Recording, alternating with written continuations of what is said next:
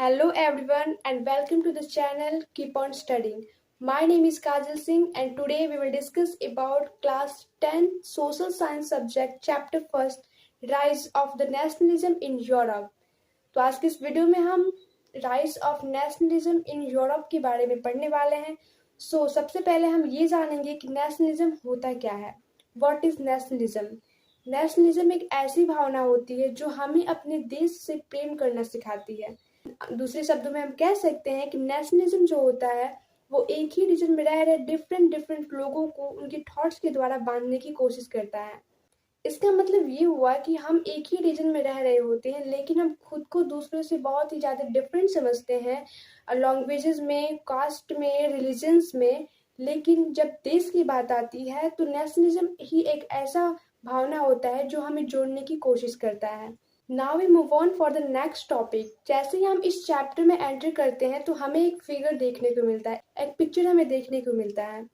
वो जो पिक्चर है उस पिक्चर का नाम होता है the pact of the nation, जो कि बनाया गया होता है, प्रिंट किया गया होता है फ्रेडरिक सोरियो के द्वारा 1884 में। और ये जो फ्रेडरिक सोरियो है वो एक फ्रेंच आर्टिस्ट हैं। उन्होंने बेसिकली 4 प्रिंट्स बनाए थे जिसमें से ये एक प्रिंट है of the pact of the nation.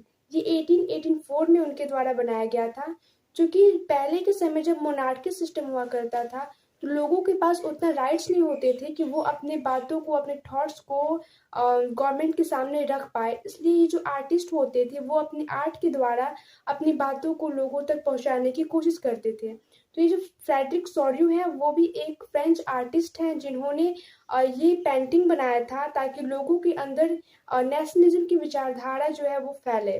ये जो पिक्चर है वो अपने आप में ही बहुत ज़्यादा इम्पोर्टेंस है। ये एक शॉर्ट स्टोरी की तरह है। जब हम इस पिक्चर में मेंशन की हुई हर एक छोटी छोटी बातों को स्टडी करेंगे तब हमें समझ में आएगा कि ये अपने आप में एक स्टोरी की तरह है। ये कितना ज़्यादा इम्पोर्टेंस था उस टाइम के लोगों के लिए।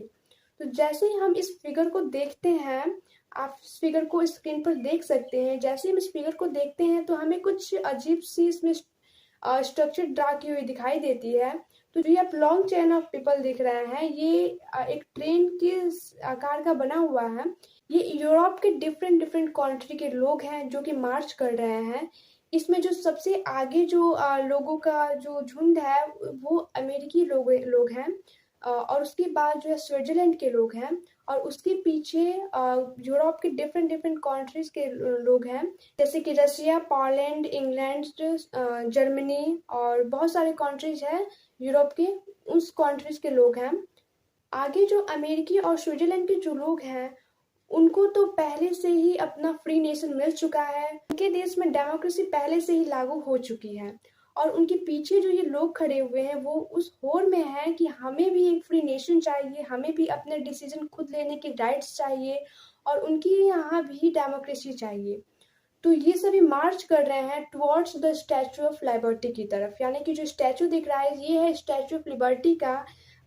लिबर्टी का मीन्स होता है फ्रीडम।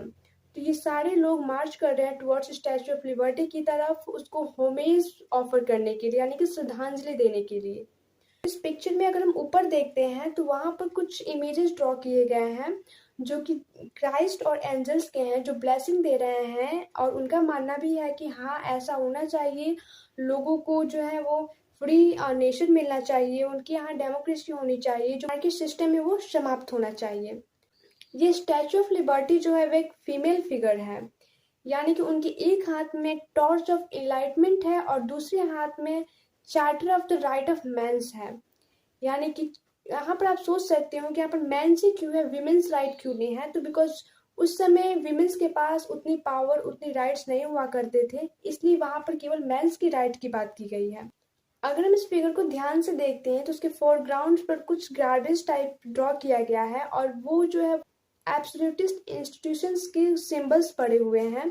जैसे उनका क्राउन हो गया, उनका फ्लैग हो गया, वे वैसे ही इधर उधर पड़े हुए हैं। और ये शो कर रहा है कि मोनार्की सिस्टम जो है वो समाप्त हो रहा है और लोगों के पास एब्सोल्यूट पावर आ रहा है, उनके यहाँ फ्री नेशंस बन रहा है और डेमोक्रेसी लागू हो रहा है और लोग टोटली इंडिपेंडेंस हो रहे हैं। तो इस तरह से ये जो पिक्चर है वो अपने आप में एक स्टोरी टाइप है, और आई होप कि ये वीडियो मेरा आपके लिए हेल्पफुल रहा होगा। आगे की नेक्स्ट टॉपिक आपको नेक्स्ट वीडियो में मिल जाएगा। Thank you.